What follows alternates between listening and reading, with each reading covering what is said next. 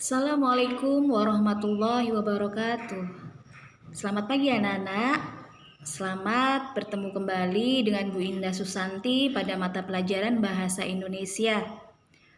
Baik, sebelum Bu Indah mengawali pembelajaran kita pada pagi hari ini, Bu Indah perlu menanyakan keadaan kalian. Bagaimana kabarnya?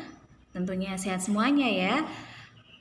Di sini pada materi hari ini, tepatnya di hari Rabu tanggal 29 Juli 2020, Bu Indah hanya mengulas materi sebelumnya dan membahas soal yang sudah saya berikan. Untuk pertama, yang perlu kita ketahui nantinya, Bu Indah akan menyampaikan untuk mengawali kalian harus mengenal apa itu teks laporan percobaan.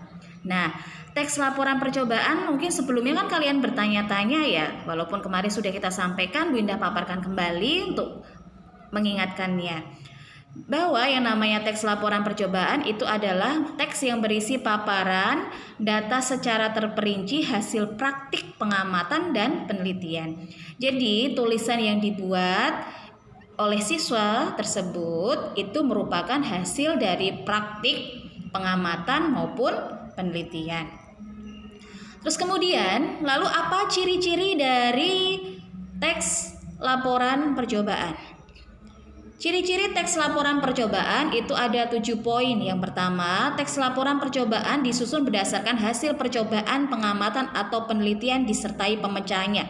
Jadi percobaan itu tidak asal dibuat hanya sekedar mencoba tanpa dibahas. Ya, dibahas pemecahannya apa, dari mulai kendala, kemudian ketemu solusi dan pembahasannya. Yang kedua, pembahasan masalah teks laporan percobaan dikemukakan secara objektif sesuai realistis. Jadi, masalah yang dibahas dalam teks laporan percobaan tersebut itu secara objektif dan realistis atau sesuai kenyataan. Yang ketiga, teks laporan percobaan itu disusun secara runtut dan sistematik ya. Mulai dari tujuan, alat dan bahan, langkah-langkah, cara proses kerjanya, pembahasannya, baru penutup. Itu ya untuk runtutannya. Untuk runtutan dan sistematik itu nanti kita bahas pada bagian struktur. Yang keempat, teks laporan percobaan menggunakan bahasa ilmiah baku, jelas, komunikatif, dan logis. Jadi bahasanya adalah bahasa ilmiah karena ini bidang keilmuan, makanya menggunakan bahasa ilmiah. Tentunya pakai ilmiah yang baku. Baku itu adalah disesuaikan bahasanya sesuai dengan EPI, Ejaan Bahasa Indonesia. Jelas maksudnya adalah sesuatu yang ditulis dalam teks laporan percobaan itu harus dikemukakan dengan bahasa yang jelas. Komunikatif itu maksudnya adalah timbul bahasa searah antara pembaca dengan penulis. Logis adalah bisa diterima oleh akal sehat. Yang kelima, teks laporan percobaan ditulis dengan data lengkap sebagai pendukung laporan. Ada data-datanya ya, mungkin diambil dari sumber mana, terus alasannya apa. Nah, di situ ya. Itu masukkan data lengkap itu masuk ke data pendukung, masuknya ke kajian teori.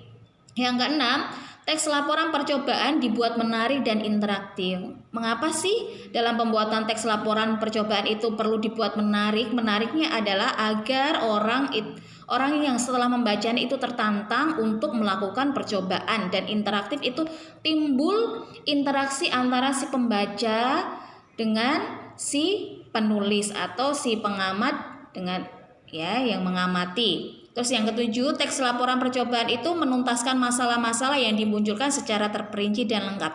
Jadi masalah yang dibuat dalam teks laporan percobaan itu tidak boleh setengah-setengah, tapi diselesaikan setuntas-tuntasnya sampai ada penyelesaiannya. Kita lanjutkan di sini, walaupun kita di struktur teks laporan percobaan itu masuk ke bab 4 nanti, perlu Bu Indah sampaikan untuk penyeimbang ya dari ciri-ciri tadi, karena Bu Indah sudah menyampaikan tadi ya, di situ ada bagian harus di situ menggunakan bahasa interaktif. Nah, di situ untuk struktur teks laporan percobaan di sini ada 5 ya. 5 itu apa saja? Yang pertama ada tujuannya, ada alat dan bahan, ada langkah-langkah, ada hasil dan simpulan. Nah, masing-masing poin untuk tujuan, alat dan bahan, langkah-langkah, hasil, simpulan di situ ada tanda kurung. Maksudnya adalah pengertian atau maksud dari masing-masing kelima poin tersebut.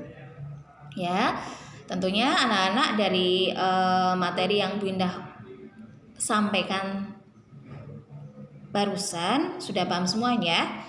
Baik, kita langsung ke soal yang saya berikan.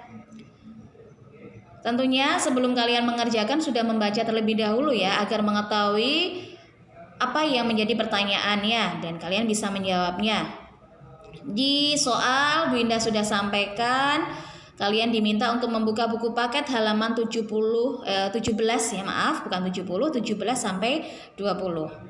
Oke, tentunya untuk 5W1H kalian tidak mengalami kendala ya, karena sebelumnya di kelas 8 sudah Bu Indah sampaikan bahwa 5W1H atau lebih familiar kita kenal dengan istilah adik Simba. Adik Simba itu apa? Yang pertama adalah apa? Apa itu menyatakan benda atau peristiwa yang sedang terjadi. Nah, peristiwa apa yang sedang terjadi di halaman 17 yaitu laporan praktikum jaringan silam. Kemudian yang kedua, di mana? Di mana itu menunjukkan tempat. Tempat dimaksud adalah tempat percobaan, yaitu yang dilakukan oleh siswa yaitu di SMP Negeri 1 Dolopo Madiun. Terus kapan? Kapan itu menyatakan urutan waktu. Bisa tanggal, hari, bulan, tahun. Ya. Namun untuk di bacaan halaman 17 sampai 20 tidak disebutkan kapan. Ya, kapan pelaksanaannya itu tidak dijelaskan. Kemudian siapa adalah orang atau pelaku yang melakukan percobaan yaitu Safira Nurfadila beserta teman-temannya.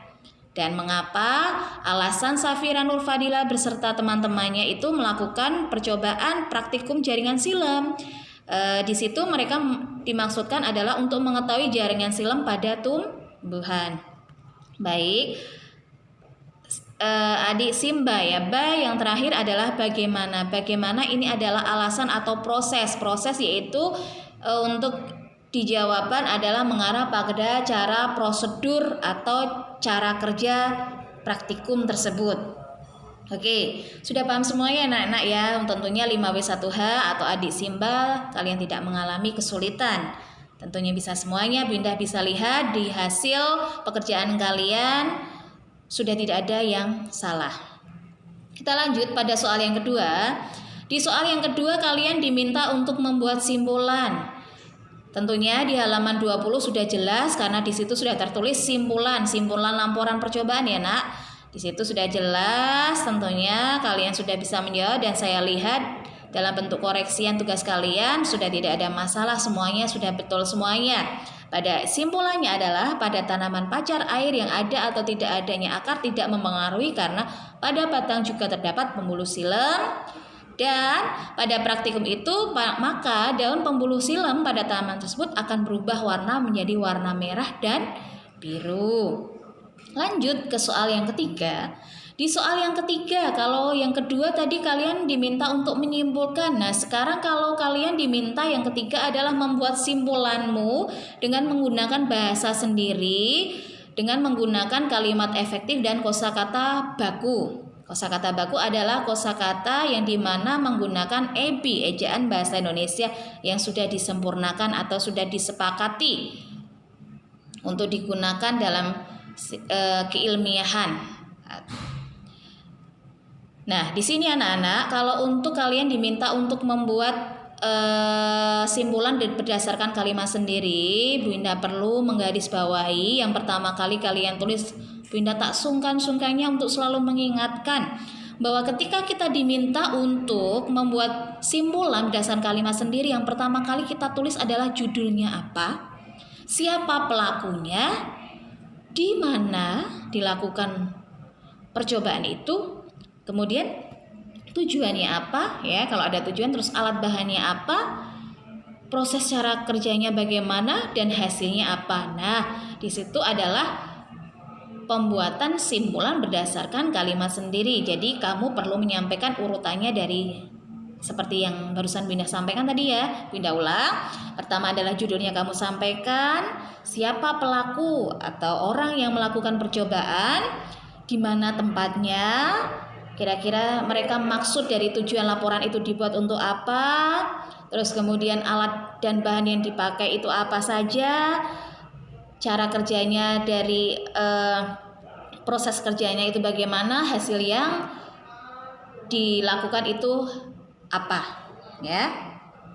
Tentunya dengan pembahasan ini, ketika Winda akan memberikan soal untuk menanyakan hal yang sama, sudah tidak ada kendala lagi ya nak ya. Baik. Nah, sampai di penghujung pertemuan, Winda akan menyampaikan pertemuan selanjutnya yang akan kita bahas adalah kita akan mengupas tuntas tentang struktur dari laporan percobaan dan unsur kebahasaannya. Ya. Nah, untuk pertemuan berikutnya yang Winda inginkan, sebelum kalian menerima materi ini, kalian sudah membaca, jadi sudah ada wawasan ya nak ya. Demikian yang dapat Winda sampaikan. Tetap belajar, jangan malas untuk membaca, jangan lupa untuk selalu tepat waktu dalam mengumpulkan tugas. Ya, tidak ada anak yang sukses itu bermalas-malasan, tetapi orang yang sukses adalah orang yang mau berjuang untuk masa depan. Salam sukses buat kalian semua. Titip rindu untuk kalian di rumah. Wassalamualaikum warahmatullahi wabarakatuh.